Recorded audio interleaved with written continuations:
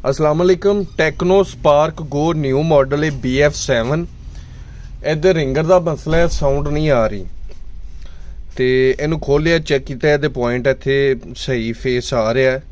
ठीक है, दोबारा इनू क्लोज करके बंद करके चेक किया, बंद करके आन बैटरी रिमूव करके कनैक्ट की, लेकिन मसला हल नहीं होया।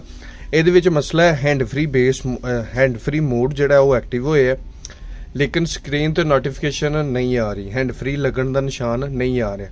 वो वास्ते एदा वाटर डैमेज होना है या बेसमेंट शार्ट होया होना है। इनू खोल के सारे नू वाश करके एक बारी चेक करो। ए इस पॉइंट नू भी वाश करो, इस जैक नू वाश करके चेक करो। अगर फिर भी मसला हल नहीं होता तो इस पूरे जैक नू तुसी इस मॉड्यूल नू रिप्लेस कर छड़ो।